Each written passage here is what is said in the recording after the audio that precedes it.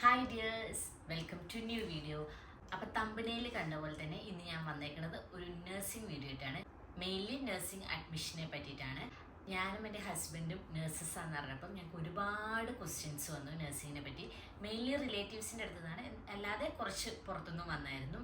എങ്ങനെയാണ് nursing admission, nursing കോളേജിനെ പറ്റി, എത്ര വർഷത്തെ കോഴ്സാണ്, പിന്നെ നഴ്സിങ്ങിൻ്റെ സിലബസ്, അങ്ങനെ ഒരുപാട് ഡൗട്ട് വന്നായിരുന്നു. അപ്പം ഞാൻ ഓർത്തു ഓരോരുത്തർക്കും റിപ്ലൈ കൊടുക്കുന്നതിന് നല്ലത് നമുക്കൊരു വീഡിയോ ആയിട്ട് ചെയ്യാമെന്ന്. അപ്പം ഞാനിന്ന് മെയിൻലി നഴ്സിംഗ് അഡ്മിഷനെ പറ്റിയിട്ടുള്ള ഒരു വീഡിയോ ആയിട്ടാണ് വന്നിരിക്കുന്നത്. അപ്പം നമുക്ക് വീഡിയോയിലേക്ക് കിടക്കാം. അപ്പോൾ ആദ്യം തന്നെ നമുക്ക് കേരളത്തിൽ മെയിനായിട്ടും നഴ്സിംഗ് കോളേജസ് ഏകദേശം ഒരു 150ഓളം നഴ്സിംഗ് കോളേജസ് നമുക്ക് കേരളത്തിൽ അവൈലബിൾ ആണ്. അതിൽ മിക്ക കോളേജുകളിലും ഇപ്പം 60 സീറ്റാണ് ഓരോ കോളേജിലും. 40 സീറ്റ് ഉള്ളതുണ്ട്, 30 സീറ്റുകൾ ഉള്ളതുണ്ട്.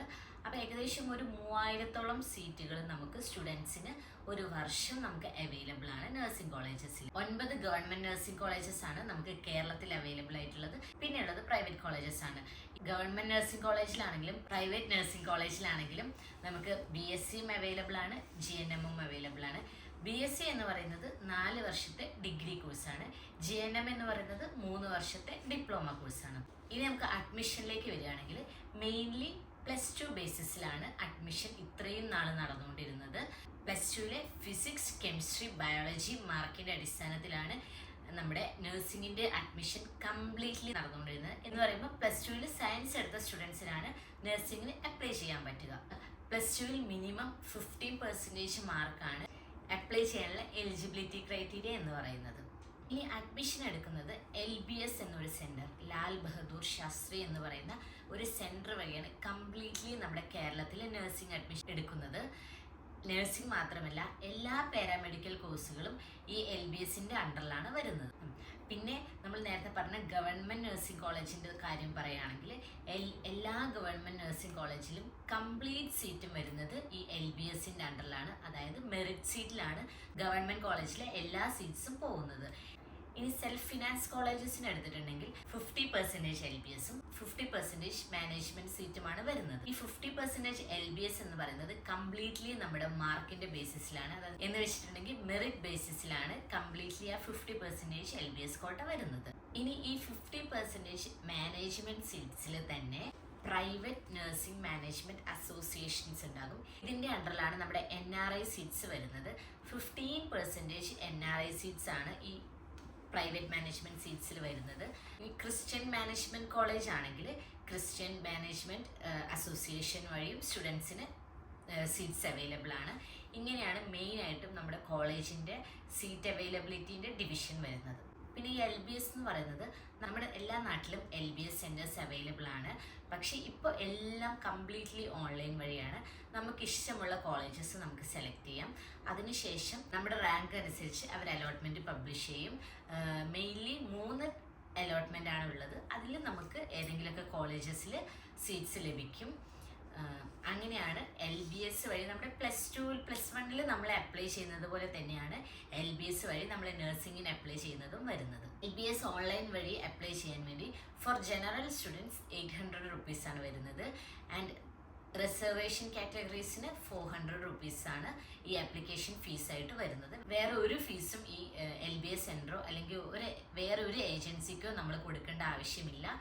ഇതാണ് ബേസിക് പേയ്മെൻറ്റ് എന്ന് പറയുന്ന നഴ്സിംഗ് ആപ്ലിക്കേഷന് വേണ്ടത്. നമ്മുടെ കേരളത്തിലല്ലാതെ തന്നെ പുറത്ത് കർണാടക, തമിഴ്നാട്, ആന്ധ്ര തുടങ്ങിയ ഒരുപാട് സ്ഥലങ്ങളിൽ നഴ്സിംഗ് കോളേജസ് അവൈലബിൾ ആണ്. ഒന്നെങ്കിൽ കേരളത്തിൽ മാർക്ക് കുറവായതുകൊണ്ട് കിട്ടാത്ത, അല്ലെങ്കിൽ വേണ്ട കേരളത്തിൻ്റെ പുറത്ത് പോയിട്ട് പഠിക്കണം എന്ന് ആഗ്രഹമുള്ള ഒരുപാട് സ്റ്റുഡൻസ് ഉണ്ടാവും. അങ്ങനെയുള്ളവർ നമ്മുടെ ഔട്ട് ഓഫ് കേരള ഒരുപാട് കോളേജസ് പ്രിഫർ ചെയ്യുന്നുണ്ട്. പക്ഷേ എനിക്കൊരു കാര്യം പറയാനുള്ളത്, അങ്ങനെ പ്രിഫർ ചെയ്യുമ്പം മെയിനായിട്ടും INC അക്രഡിറ്റഡ് കോളേജസ് ആണോ എന്ന് നമ്മൾ മേക്ക് ഷുവർ ചെയ്യണം. കാരണം ഒരുപാട് സ്പാംസ് ഇപ്പം നടന്നുകൊണ്ടിരിക്കുകയാണ്. അതുപോലെ തന്നെ ഏത് യൂണിവേഴ്സിറ്റിയുടെ അണ്ടറിലാണ് കോളേജസ്, അവിടുത്തെ ഫെസിലിറ്റീസ് എല്ലാം അന്വേഷിച്ചിട്ട് വേണം ഔട്ട് ഓഫ് കേരള നമ്മൾ നഴ്സിങ്ങിന് ജോയിൻ ചെയ്യാൻ. കേരളത്തിൽ ഇപ്പം അങ്ങനെ വലിയ പ്രശ്നങ്ങളൊന്നും നമ്മൾ കണ്ടുവരുന്നില്ല. ഔട്ട് ഓഫ് കേരളയിൽ പ്രൈവറ്റ് കോളേജസിൻ്റെ കാര്യമാണ് ഞാൻ ഈ പറയുന്നത്. എന്ന് വെച്ചിട്ടുണ്ടെങ്കിൽ ഔട്ട് ഓഫ് കേരളയിൽ നമുക്ക് പ്രാക്ടിക്കൽസിന് പോകാൻ വേണ്ടി ഹോസ്പിറ്റൽസ് പോലും അവൈലബിൾ അല്ലാത്ത ഒരുപാട് നഴ്സിംഗ് കോളേജ് ഉണ്ടെന്ന് അറിയുന്നത് ഭയങ്കര വിഷമം ഉണ്ടാക്കുന്ന ഒന്നാണ്. അപ്പം നമ്മൾ ഔട്ട് ഓഫ് കേരള പോയി പഠിക്കണം എന്ന് ആഗ്രഹമുള്ളവർ അത് നന്നായി അന്വേഷിച്ച് ഏത് യൂണിവേഴ്സിറ്റിയാണ് കമ്മിറ്റഡ് ആണോ എല്ലാം അന്വേഷിച്ചിട്ട് വേണം ജോയിൻ ചെയ്യാൻ വേണ്ടിയിട്ട്. ലാസ്റ്റ് ഇയർ മുതൽ കർണാടകയിൽ കംപ്ലീറ്റ്ലി നഴ്സിംഗ് അഡ്മിഷൻ എൻട്രൻസ് വഴിയാണ്. അപ്പോൾ വേറെ പ്രത്യേകിച്ച് അവിടെ പ്രശ്നങ്ങളൊന്നും വരാൻ വഴിയില്ല. പിന്നെ നമുക്ക് ഓൾ ഇന്ത്യ എക്സാംസ് ഒക്കെ അവൈലബിൾ ആണ് നഴ്സിങ്ങിന് വേണ്ടിയിട്ട്. എയിംസ്, ജിപ്മർ, നിംഹാൻസ് എന്ന് പറഞ്ഞ ഒരുപാട് കോളേജസ് അവൈലബിൾ ആണ്. അവിടെയൊക്കെ പഠിക്കാൻ പറ്റിയിട്ടുണ്ടെങ്കിൽ നമുക്ക് ഭാഗ്യമാണ്. അപ്പോൾ ഇപ്പോൾ കേരളത്തിൽ ന്യൂ അപ്ഡേഷൻ എന്ന് പറയുന്നത് എൻട്രൻസ് വഴിയാണോ അഡ്മിഷൻ അതോ LBS വഴി തന്നെയാണോ അഡ്മിഷൻ എന്നുള്ള ഒരുപാട് ഡൗട്ടുകൾ നമുക്കിങ്ങനെ പലരുടെ ഇടയിൽ വരുന്നുണ്ട്. അപ്പം അതിനെപ്പറ്റി നമുക്ക് സംസാരിക്കാം. മെയിനായിട്ട് നമുക്കിപ്പോൾ വന്നിരിക്കുന്ന ഓപ്ഷൻസ് എന്ന് പറഞ്ഞിട്ടുണ്ടെങ്കിൽ KEAM and NEET entrance exams ആണ്. അപ്പം നമ്മൾ പറയുകയാണെങ്കിൽ NEET exam already May 5th കഴിഞ്ഞു.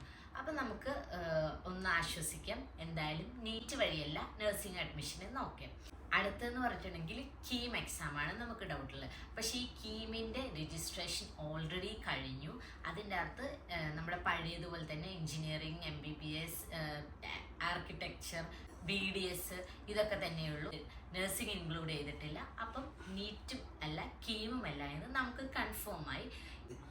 ഇനി അടുത്തൊരു ചോയ്സ് എന്ന് പറഞ്ഞിട്ടുണ്ടെങ്കിൽ പുതിയൊരു എക്സാം കേരള ഗവൺമെൻറ് വഴി നമുക്ക് നടത്തുമെന്നാണ് നഴ്സിങ്ങിന് വേണ്ടിയിട്ട്. പക്ഷേ ഏകദേശം ഒരു ജൂണോടുകൂടെ തന്നെ നഴ്സിംഗിൻ്റെ അഡ്മിഷൻ സ്റ്റാർട്ട് ചെയ്യും. അപ്പോൾ ഇനി അങ്ങനെ ഒരു എക്സാം നടത്താനുള്ള സമയമുണ്ടെന്നും തോന്നുന്നില്ല. അതുകൊണ്ട് തന്നെ ഒരു 90% ഈ വർഷവും അഡ്മിഷൻ വരുന്നത് LBS വഴി തന്നെയാണെന്ന് നമുക്ക് വിചാരിക്കാം. കാരണം എക്സാം നടത്താനുള്ളൊരു ടൈം ഗ്യാപ്പ് നമുക്ക് ഉള്ളതായിട്ട് തോന്നുന്നില്ല.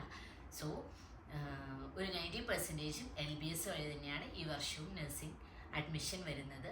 അതുകൊണ്ട് തന്നെ എല്ലാവർക്കും കുറച്ചുകൂടെ ചാൻസസ് ആണ് നഴ്സിംഗ് അഡ്മിഷനിലേക്ക് വരാനുള്ളത്. നഴ്സിംഗ് എന്ന് പറയുമ്പോൾ ഒരുപാട് വൈഡ് റേഞ്ച് ഓഫ് ജോബ് ഓപ്പർച്യൂണിറ്റീസും ഒരുപാട് വേക്കൻസീസും അവൈലബിൾ ആയിട്ടുള്ള ഒരു ജോബാണ്. ഇനിയും ഒരിക്കലും നമുക്ക് ജോബ് കിട്ടാതിരിക്കുകയോ അല്ലെങ്കിൽ വേൾഡ് വൈഡ് ആയിട്ട് നമുക്ക് ഔട്ട് ഓഫ് കൺട്രി ആണെങ്കിലും എവിടെ പോയിട്ടാണെങ്കിലും നന്നായിട്ട് ജോലി കിട്ടുന്ന ഒരു പ്രൊഫഷൻ തന്നെയാണ് നഴ്സിംഗ് എന്ന് പറയുന്നത്. അപ്പം നഴ്സിംഗ് എടുക്കാൻ താല്പര്യമുള്ള ആരും തന്നെ ഇന്നോട്ട് കാല് വെക്കണ്ട, മുന്നോട്ട് തന്നെ വരിക. ഒരുപാട് നെഗറ്റീവ്സ് പറയാൻ വേണ്ടിയിട്ട് ആൾക്കാരുണ്ടാകും.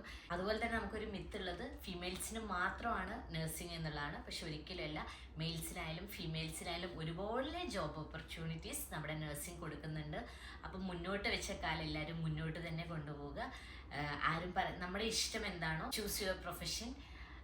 അപ്പം ഞാൻ നഴ്സിംഗ് ഇഷ്ടപ്പെടുന്ന എല്ലാവരോടും നഴ്സിംഗിലേക്ക് വരാൻ വേണ്ടി പറഞ്ഞുകൊണ്ട് വീഡിയോ അവസാനിപ്പിക്കുന്നു.